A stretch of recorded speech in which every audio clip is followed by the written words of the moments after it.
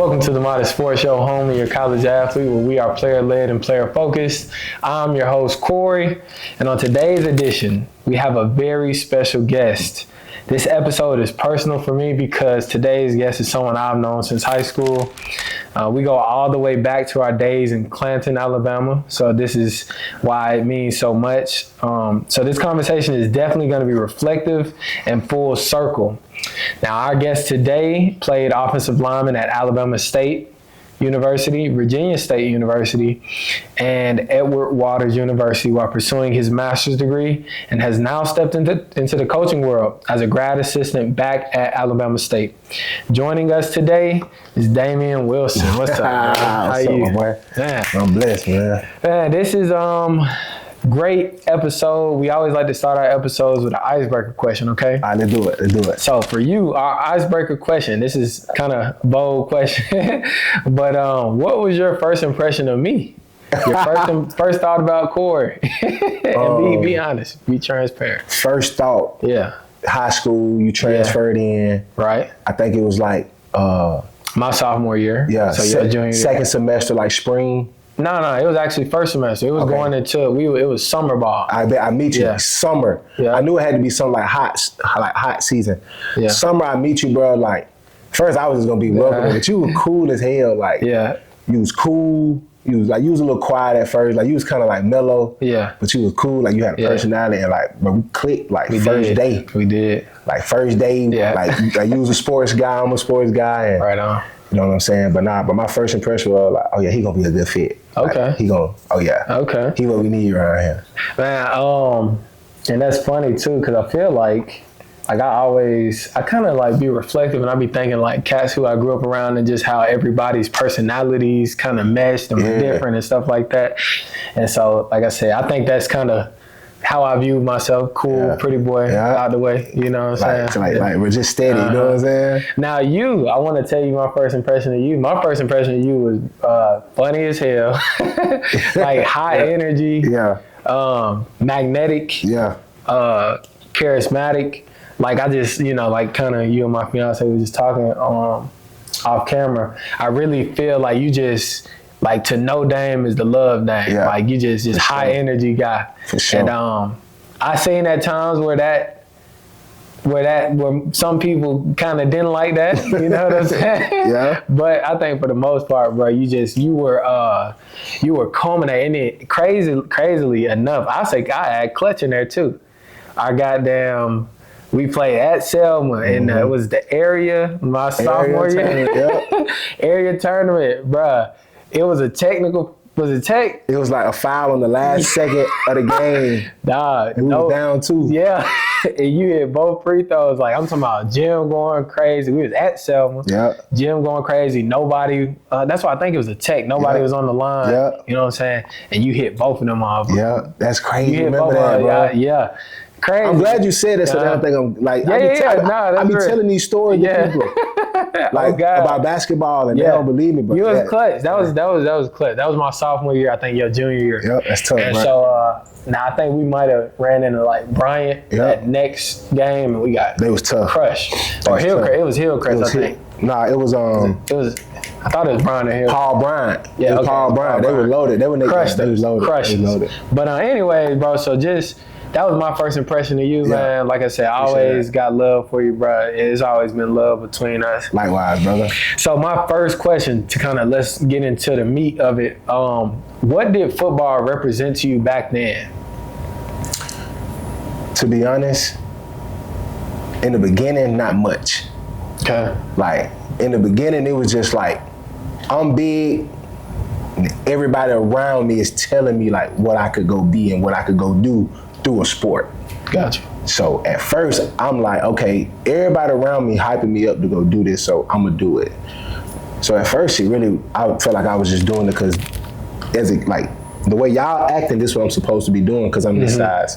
So back then, it didn't mean much to me. Football really just started meaning something to me until my senior year of high school. Okay.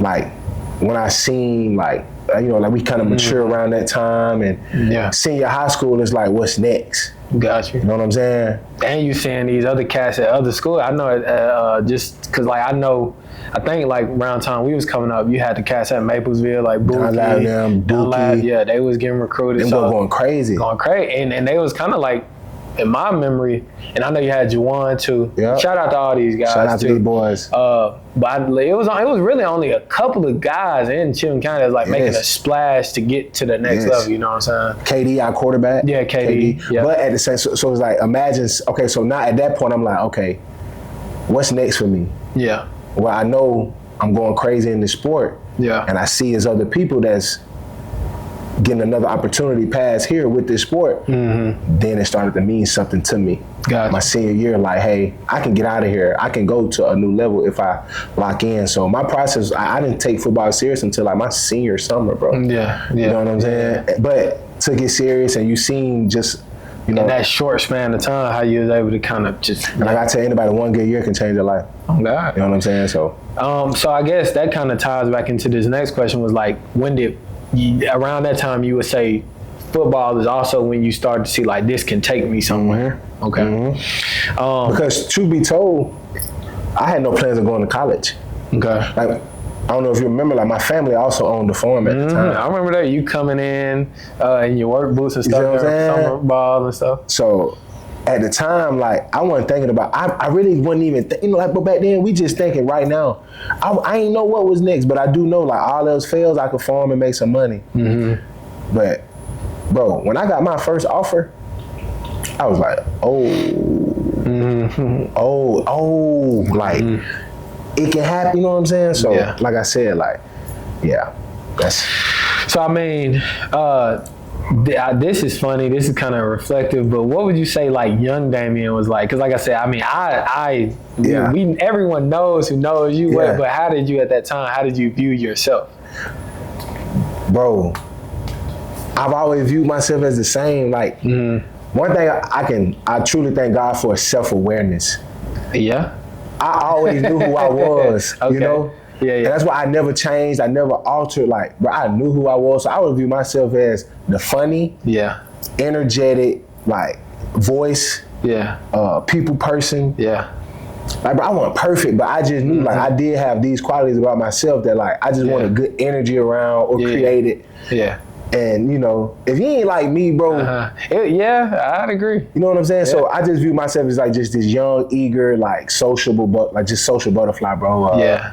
Just a leader. And I can say leader now, but at the time then I didn't know that. I didn't accept that. But I just always view myself as this loud, funny, energetic. And that's funny you say that, because, like, in my memory, I definitely can just hear, like, we're in the locker room, bruh, you hear Damian. Yeah. Even if you don't see Damian, because you know the way ours was, like, it was set up. Like, so you had you had like the main locker room, and then because of how I came, I had a locker room in the back. And so a lot of time, and you had a locker room our lockers right beside each other, but a lot of times you'll spend most of your time in the other room, room. And we'll still hear you just radiating all through the locker room, bro. So, okay, how do you feel like your experiences, between growing up in Clanton or having some time in Clanton, but also growing up in Montgomery, right? How did those kind of just that culmination of areas in which you grew up, how do you feel like it prepared you for the world? Boy, that's a great question. I actually talk about this a lot, like when you talk about upbringing, and like how much it matters into who you're becoming as an adult. I feel like both areas contributed a lot. Like, first I start with Montgomery. In Montgomery, my environment was more so like, my mom was a single mom up until the point to where she got married. She was married for a very long time. So, you know, I had the 2-parent household for a moment. Montgomery was city. You know what I'm saying? More to do, fast. You know what I'm saying? At that time, I was a smart kid, but I was a bad kid. You know, so discipline was heavy in my home. Like, one thing I can say, like, I had a village. In Montgomery, I had a village. In Clanton, I had a village. But my village played a pivotal part in just like the discipline and the structure of me as a kid. So I understood respect. early. I understood, yes sir, no sir, yes ma'am, no ma'am, hold the door, look a man in the eye. You know what I'm saying? Like those things were instilled into me. Fast forward, I come to Clanton like the 9th grade. So now we transition into like a different area. Like, 9th through 12th grade is when we really start to grow into like, who we become as young people. Well, my lifestyle changed. Clanton is country, slow, spacious, predominantly white.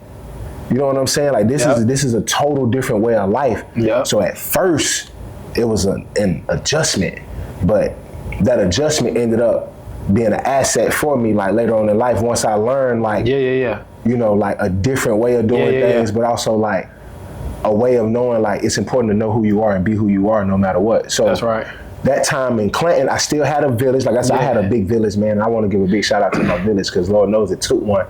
But the discipline never slacked off. So I still got discipline, structure. But in Clanton, my people owned the farm. So I started to learn work ethic. I started to learn like leadership. I started to learn like all of these things in Clanton and paired all of that together, bro. Like coming into organized sports. Yeah. What are the principles? Discipline. Right. Structure, respect, right. Time management, work ethic. Yeah. I had it. Yeah. You know what I'm saying? So now, did I always do the best with everything I had? Nah, I was in my own way a lot, but I had it, and I feel like it shaped me to also transition to be a leader. The leader that I already was, having those principles instilled in me that a lot of my peers maybe didn't have, always allowed me to be in like these leadership, roles, or like, hey, if y'all got something to say, like, you know what I'm saying? Like I was and like I was telling your fiance before, like off camera, I was a leader back when I didn't even know I was a leader. Yeah. But God had always gifted me. So when I think about my upbringing, now I'm thankful for it. Like those whoopings, those tough times, the things that I hated as a kid. Man, Lord knows, like that same discipline that I got upbringing, transitioned to sports, and it's going to transition into the real world. So my upbringing shaped me perfectly for everything that I faced. And it's like, even when we go to talking spiritually, like his plan, it was all a part of his plan. Yeah. And truth be told, it's all work together for my greater good, man. So. Man, it's actually kind of cool. It's crazy, cool, crazy. It's a lot of words. Like just to see kind of the man that you've become, bro. Yeah. Like, and I think it's always funny, especially when you see the people that you grow up with become adults and like what they do and how they live and stuff. And so for you, it's just crazy because like I can definitely tell you kind of become more wise. Yes, sir. The energy is still there. I still feel the energy. For sure. But there's this undertone of like, just like, I don't know, it's different, and I think it's good. I think it's maturation, you know what I'm saying? So just leading into my next question, I want to know, or let me stop. We end up signing Alabama State. Right. So I want to let's speak through the actual football side of things in your stint in high school, okay? Yep. And you going from this, like you don't know what you want to do to like, okay, like I get it. Football is what I want to do next. But there are times in a young man's life, especially when we like have an idea of what we gonna do next, it ain't just this upward ascension. There's, sure. You're trying to figure it out, and there's some valleys and stuff. So for us playing football, that comes in the form of recruiting. Facts. And by the time that you say that you want to start taking it serious, like we was talking about before, it's much too late. It's too late. Too late. Yeah. So let's speak to some of the experiences that you dealt with then, but also some of the emotions that kind of came along with those experiences.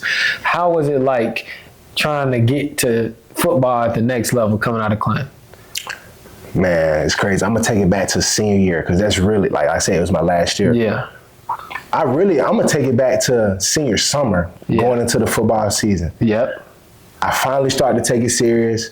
I finally start to embody the leadership role. I finally, I'm seeing other guys get opportunities, so I know it's possible. Mm-hmm. Everybody telling me I can do it, so I'm like, all right, let me lock in and do what it takes.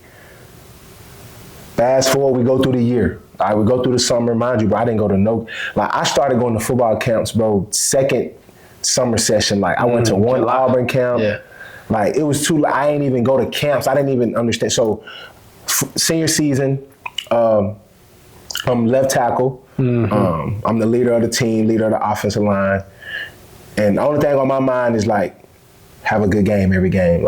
and put together a good tape. Put together a good tape. Put together a good year tape. Let's fast forward to the end of senior year, bro. At the end of the season, our last football game, I did not have any offers.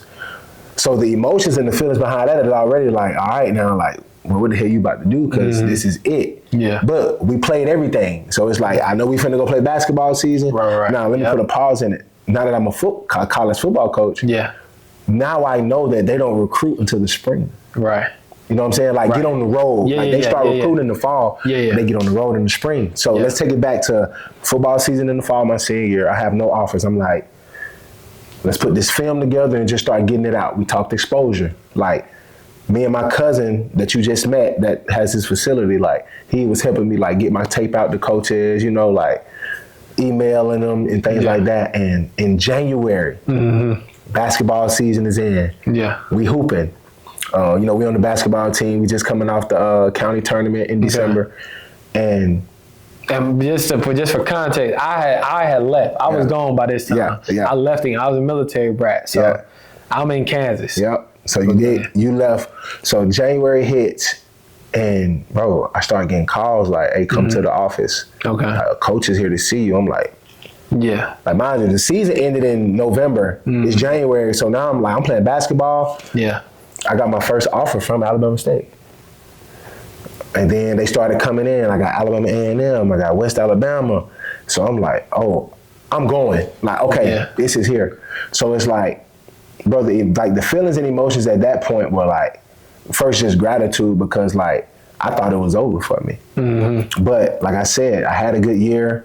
I didn't know I had to wait till the spring. And, you know, my cousin had helped me get my film out to local guys and everybody. So they seen my tape, they liked it, and bro, it was perfect. I got my first, but for me, it was like, I'm a home team guy. I'm a loyal guy. I'm from Montgomery. My family, like in my mind, my family would get to see me play. Like, and then like they gave me my first offer. They recruited me the most. Like, may he rest in peace, Coach Prince Pearson, who recruited me at the time. Like, drove up to Clanton like weeks, basketball games. Like, bro, he was really recruiting me. So for me, like, I wanted to go to the place that wanted me at Alabama State. Showed love. So the feelings of emotion was like, I did it. Like, man, like, who would have thought? I didn't even know this was going to happen. So at that point, that's when it really started to, like, you know, get serious. But man, it was just an attitude of gratitude, feeling like I did it, feeling like, you know, like, man, like everybody was right. You know, like I could go do something with this game, and just the opportunity to go to college. Because I promise, if it wasn't for football, I had no plans of going to college. Wasn't even thinking about it. So it's like to see that this also allowed me to like get a higher education degree, which also open, like, you know, like once I became knowledgeable and, you know, of like, hey, what this opportunity really can do for you if you go maximize, I'm like, oh, this is perfect. Like, bro, I'm a kid from the west side of Montgomery, Alabama, like, you know, country boy from Clanton, like, you know, I'm a first generation college student, you know what I'm saying? That's so real. It's like that opportunity was like, I'm like, bro, you talking about just a kid and all, like. And isn't it like, it's crazy to me just thinking about it, but, and I'll be reflective of this even from my own journey. That is like, I feel like college recruiting has changed so much since we was in high school, bro. It's changed, bro. Like the access, I feel like, you know, to even have the ability to get to one of these D1 schools is kind of like, it's different, you know what I'm saying? So, anywho, so you know, you get to school, right? You get to school. That would be because you were class of 17. June 5th. Okay, you get to school June 5th, 2017. Yep. First day. Like, well, let's get in that weight room. No. Hell no. What was the first thing you did? I'm free. You free? First day, it was like a realization, like, okay, I get dropped off. I move into the dorm. You know, meet some of my teammates, you know what I'm saying? Like, we here in the summer, ain't many people here. But it was just like, once my people left, it was like, wait, hold on. Like, we get to do what we want to do as long as we keep good grades and perform on the football.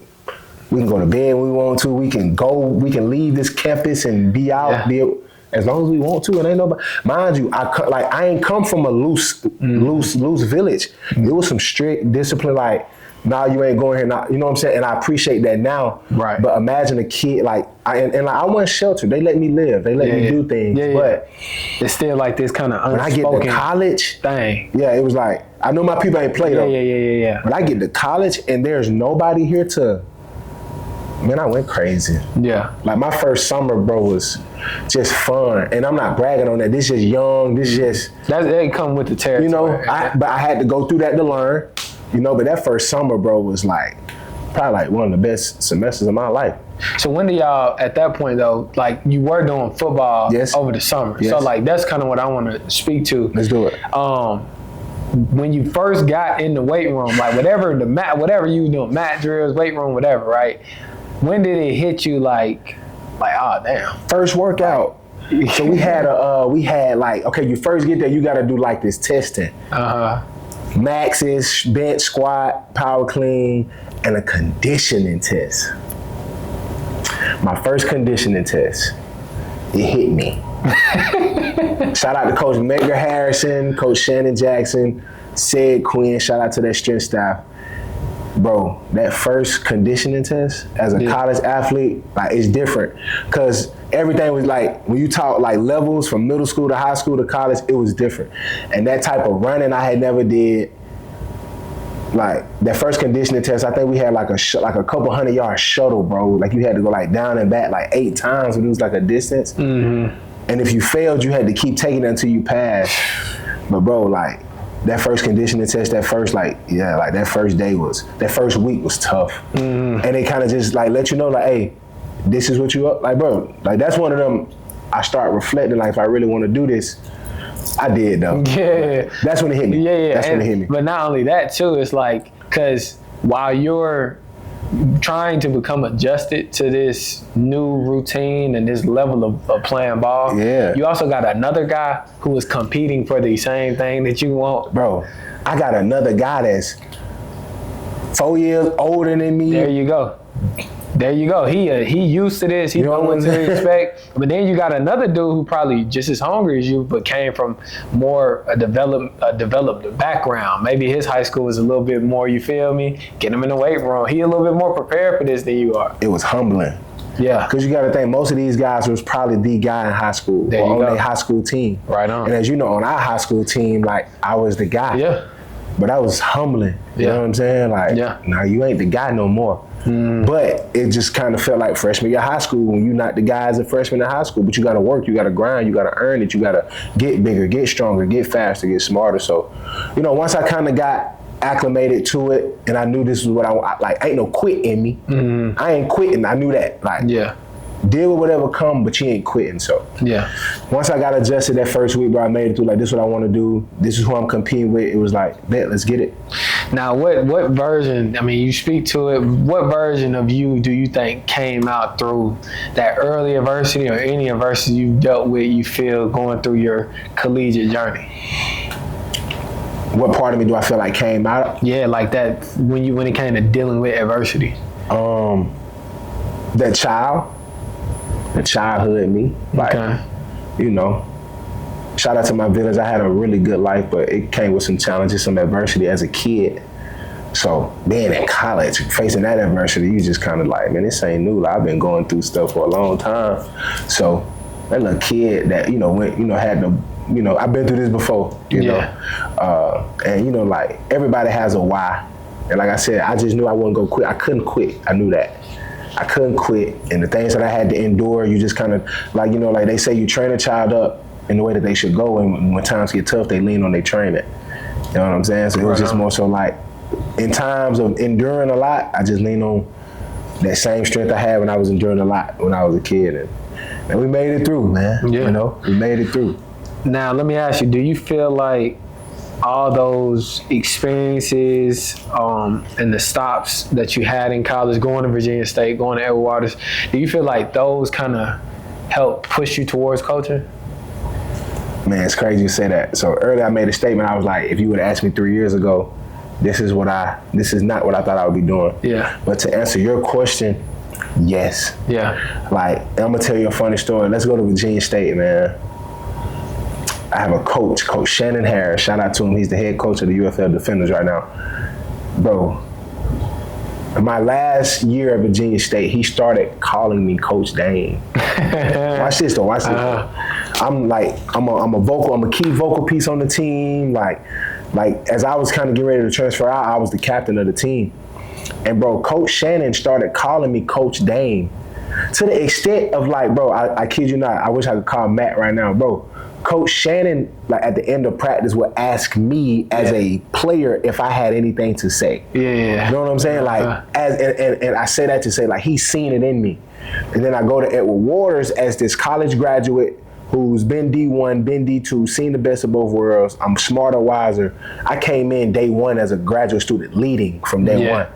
So having those blends of old school coaches, young coach, like good coaches, me being who I am as a person already, I go into Edward Waters as this leader, you know what I'm saying? And once I left college, it was like I didn't have to stop being who I was. So yes, I do feel like every stop segued into it. Like, hey, go here and learn this, meet this guy, learn this, learn to do this, learn not to do this, go to this school. Like I seen many programs get led, winning I've been on some winning teams, I've been on some losing teams, and every stop was ran different by a different leader who had different staffs. So the amount of leadership that I was able to just like soak up game from, learn like, yeah, I'm not gonna be like that, not gonna do that. Getting into coaching, bro, I was ready. Like, I know the type of coach I'm gonna be. I know, like, you know, what twins and spins I'm gonna put on coaching to be the coach that I want to be, not like him, but like him. Yeah. Like this coach did this, I really like that. And every stop, everything that I learned at every place, every coach that I played for, guy that I like, everything segued into coaching, man. And like I'm just a piece of fruit from the seeds of those guys that planted, you know what I'm saying, was sowing seeds inside of me at every place that I went to. So I do feel like all of those things have played a big role into the coach that I am. You know what I'm saying? Yeah, man. So I mean, and just on to like add my spin on too is like you soaking up all this different stuff and you collecting all these different gems and you kind of take it in and you spin it all up and it's like you putting your own thing on it. You know what I'm saying? So I think and I feel like that's and I know we talking about ball and we talking about the stops that you made. I feel like that's every place and it's like God is sending you here to get something out of it, to get to you, to get to this final destination that He has for yourself. So I think it's beautiful. Now I want to ask, as we transition more into like your coaching career, all right, what do you think makes O-lineman different from everybody else on the field as an offensive line coach? Their responsibility. Okay. Like the task that they have to achieve. Like, everybody else's job is contingent upon that unit doing their job. Okay. But their job is not contingent upon everybody else doing their job. Okay. So the task that they have as an offensive line, I gotta protect this guy to get y'all the ball, and I gotta move these guys for this guy to be able to run the ball. Gotcha. So just that alone, the task, the responsibility that they have makes them different. They are the most important group on the field. You know, even when you go to talking levels, like they got to protect the money. You know, so offensive line is the most important group on the field because of the task and, you know, just the details and the technique and the mentality that you have to play the position. Yeah. You know what I'm saying? Like, you know, when we go to talking receivers, you thinking pretty boy Madonnas and, you know, running back, so you're cool. Gotcha. But the O-line, bro, you got to be tough. You got to be dirty. You got to be grind. You got to be mean. Yeah. You know what I'm saying? And everybody isn't. And you got to have a certain type of stature. You got to have a certain type of build. So, you know, just all of those things paired together make that group the most special, the most important group on the field. So, being on the coaching side now, what is something that you appreciate now that you didn't when you were a player? Hard coaching. Because I'm a hard coach. Got you. Okay. And now that I'm a hard coach, it's like, I see why Coach Jenkins had to be this way. I see why Coach, Coach Watson, and like, I see why they had to be, but I see the method behind the madness because the word is hard, and that's what they were preparing us for. Mm-hmm. But we looking at just a game. They like this game is the game of life. You know what I'm saying? So hard coaching is something that I definitely didn't like back then, but have a huge sense of appreciation for it now, because I do feel like, you know, like you got to be a hard coach. Coach hard, love them harder, coach them hard, and then that way when they get into whatever, they can lean on that hard training that they had. You know? And I feel like I always genuinely feel like when you have a coach like that, you can always feel it. Mm-hmm. You can feel it. Mm-hmm. You can tell the difference between like this guy cares about me and he really cares about my potential and he's trying to help me work to it versus he just getting on, he don't like me, or you know what I'm saying? Yep. So, and the kids can feel that. Yeah. They can read through like what's real and you know, like yelling doesn't make you, like it's not about yelling. You know what I'm saying? Like, of course, teaching with knowledge and clarity. Yeah. But also like, you know, like, because like that game, like, bro, football is a war. It is. You know, so I got to prepare you for war. Yeah, yeah. It's a gladiator sport. Yeah. I got to train you up in the way that you should be prepared. So it's like hard, you know, so. But hard doesn't make you a good coach either, you know? So I think that knowing that, also making sure I'm knowledgeable with how hard I'm being, and that's what makes me, you know, the coach that I am. So hard coaching, man. Speaking of which, what kind of coach do you feel yourself becoming? Maybe as you transition from Arkansas Pine Bluff to now being back at Alabama State, just kind of like in what you kind of experienced. I know it's only been a short stint since you've been back down here, but like kind of what do you see yourself becoming as a coach? Here at Alabama State, or just my goal? It's just in general. Man, a player's coach first, a hard coach, a loving coach, who just understands like, bro, like I just want to build young men. I just want to reach back and build up and help, not just young men, all people, anybody that I encounter, but I'm gonna be loving, bro, hard, tough, like disciplined, structured, you know, intentional, bro. I like that. Intentional. I do like intentional. That. All right, so now I want to kind of segue into the next phase of this conversation. Yeah, let's do it. And that is, you know, when we were younger, and you kind of spoke to this at the beginning of this conversation, you said when we were younger, we weren't thinking this far ahead when it came to like, okay, where are we going after high school and stuff like that. And so, you know, if high school Damian can see you now, what would he say? The man you become today, what would Damian say? I feel like the Damian was, I know, try to clown him. He would. But then he'll, you know what I'm saying? That's in your nature. If high school Damian seeing me now, initially he would clown. Yeah. He would joke. Yeah. But he would understand. Yeah. But he would salute me. Yeah. He'd salute me. Like, he'd be proud. You know what I'm saying? He'd be shocked, but he wouldn't be. Okay. You know what I'm saying? But ultimately, like, he'd be proud. You know what I'm saying? He'd be happy. And then he'd be, man, hey man, just like surprised. You know? Yeah. Cause like I knew I could go be some, you know what I'm saying? But later, bro, it's just been like some favor over me, but it's just been like, man, I ain't think it would be this. So yeah.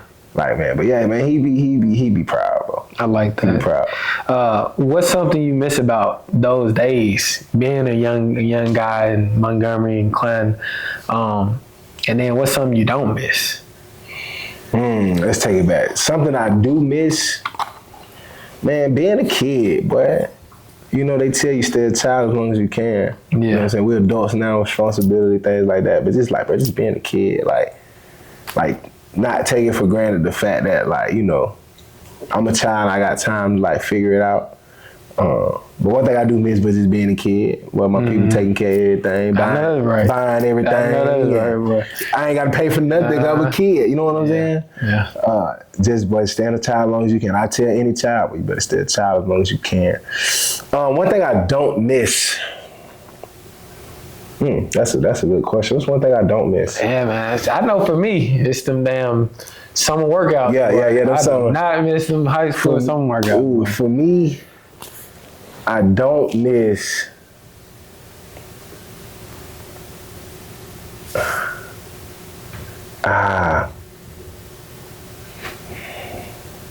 Bro, I don't miss that summer heat in Alabama, bro. Like, that summer heat was different. Like, our skin tone was changing. Like, I'm already dark. Bro, I got pictures of me in high school, like how discolored my skin was, and just like being in the sun, bro. It was, bro. That was that. But you gotta think, like, we was on the farm. Yeah. And then we going to Clanton, we outside. Bro.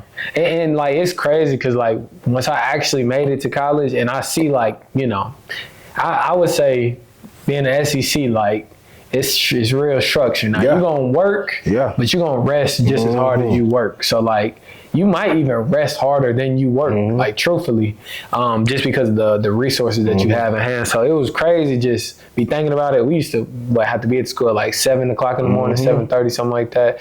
And then we'd be out there till 12, 1 o'clock in the heat. And you're going to rotate groups, this group on the field, this group in the weight room, and then you switching, and then everybody get their cleats on, go to that hill. Come on, bro. Man. Bro. And then imagine leaving that and you got to go work.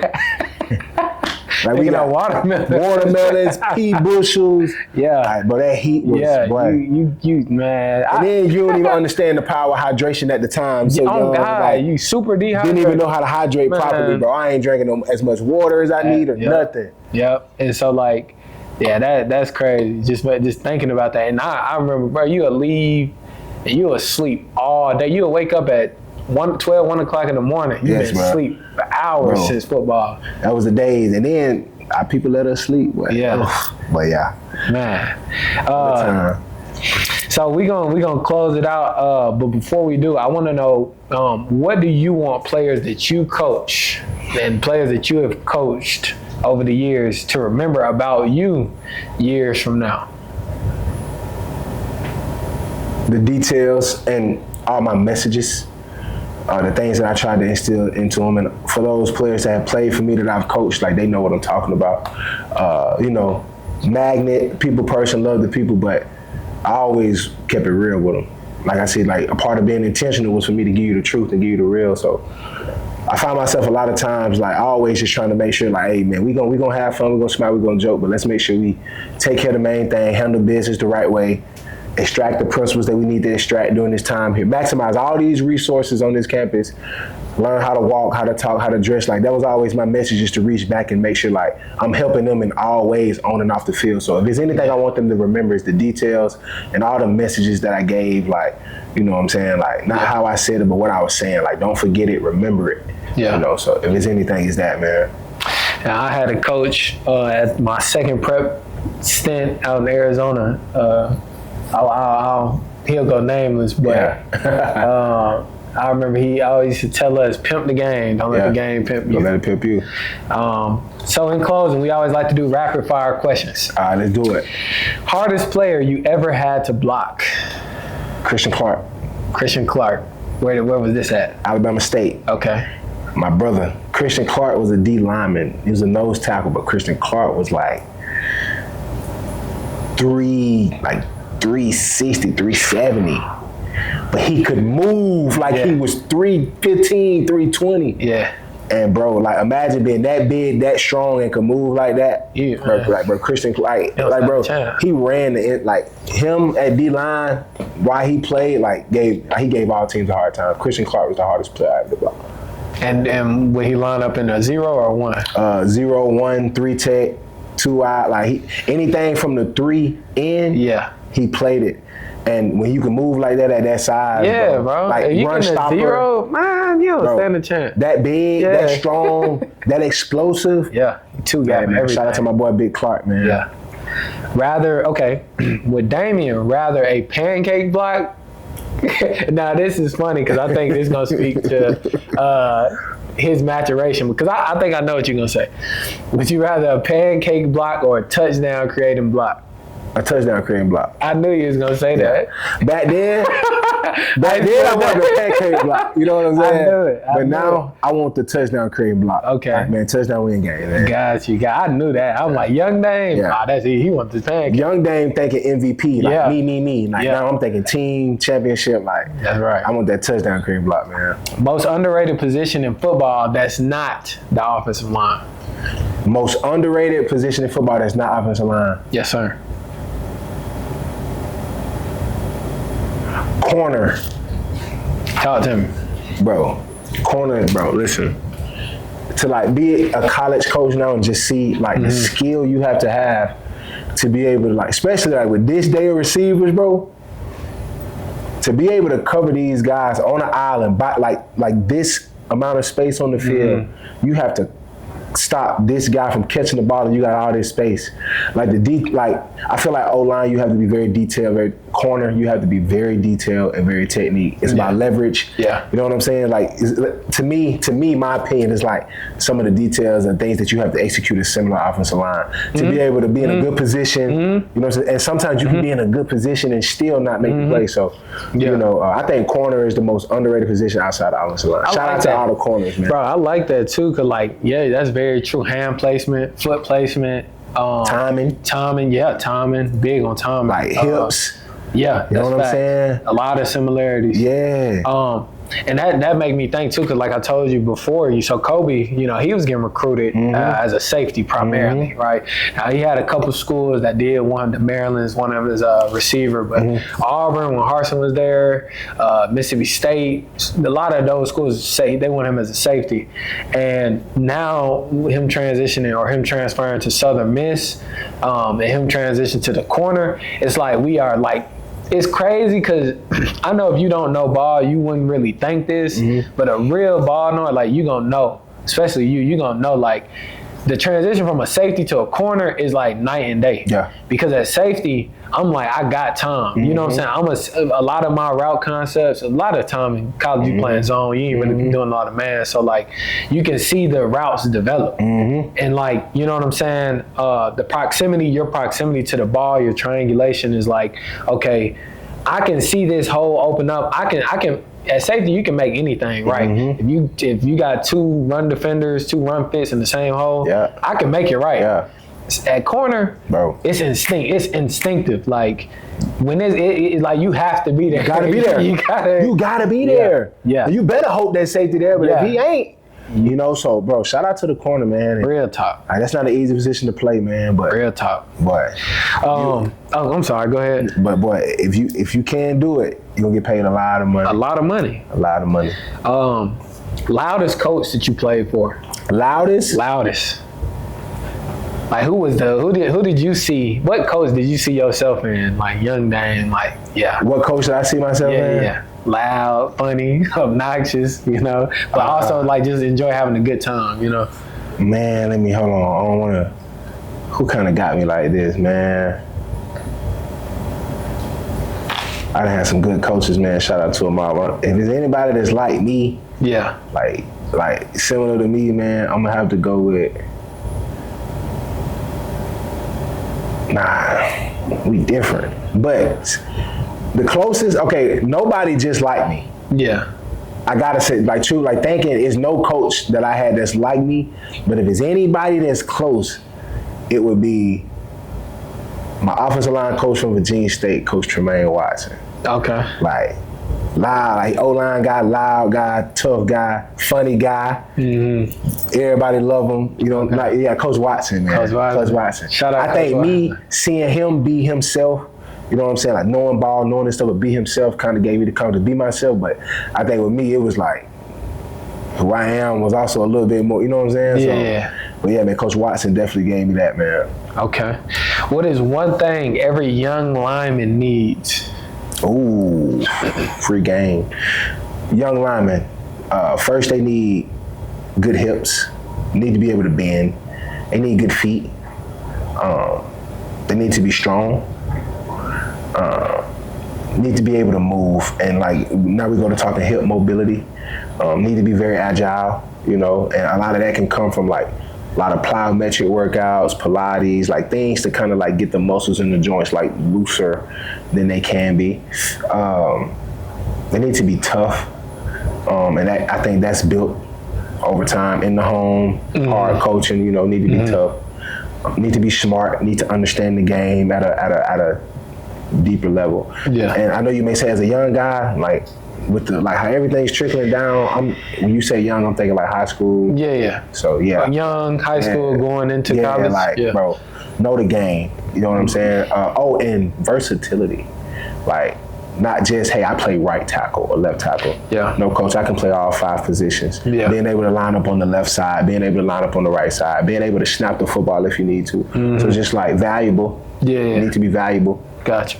Like, can you be used in many ways? Yeah. And I think, as a young kid, if you have those, need to be disciplined, need to be respectful. Yeah. If you have those components as a young guy, like, you're going to be really, really good, especially when you get with some programs, some coaches that can add to that. Like, man, there is no limit.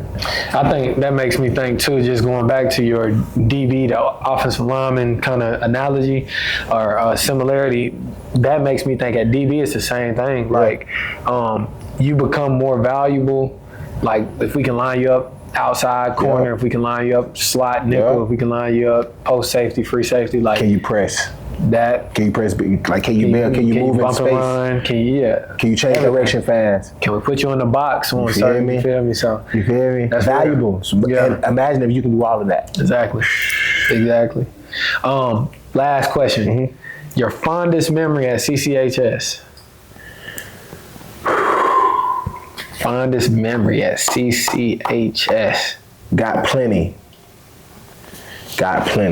Fondest memory, man. I gotta end. This is the last question. We gotta end with a good one. Go Tigers. Go Tigers. Shout out to the Tigers. I gotta say, like, winning the county tournament that year. Yeah. Winning the county tournament, because it's like, bro, our team was loaded. Yeah. Like, we knew we had the best team in the county, but we had a lot of competition that year. Yeah, we did. Like, don't get me wrong. Like, we knew we were gonna win. We knew, like, we shouldn't have lost it. But I gotta give credit where it's due. Like, Rabina had a good team. Jawan, like, they was having some success in their league. Maplesville was having some success. They had a lot of success in that. Then you got that. Jemison had it was a lot of teams stacked in that tournament to where it could have went either way. But then nobody. I think we just had more depth. We had depth, and I was just gonna say nobody had the depth we had though. Yeah. Like, but you got to think, bro. Our team was crazy. So I say winning the county tournament that year, because I was a little worried going into it. Like, but we got some real teams to beat, but we beat everybody. Won the county. I think didn't our girls win it too, or was it just us that year? I can't remember. I think it was just us. Yeah, I don't think. I know one year us and the girls won.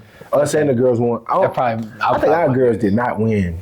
Yeah, they had a rough season. Yeah, I know but I put it like that. I think they had it. Yeah. If my memory serves me right, I think they had it. But I know we won it, bro. So us winning the county tournament, that was good, bro, because we needed that, man. And we were stacked. And, but just around that time, like, I don't know, I feel like sports have changed as a whole, but by that, like, every game we had was packed out. You know what I'm saying? Like, crazy crowd, student section, like, just the basketball. And you know that area loves basketball that time of year. So winning that tournament, bro, was big time. I think we went back to back.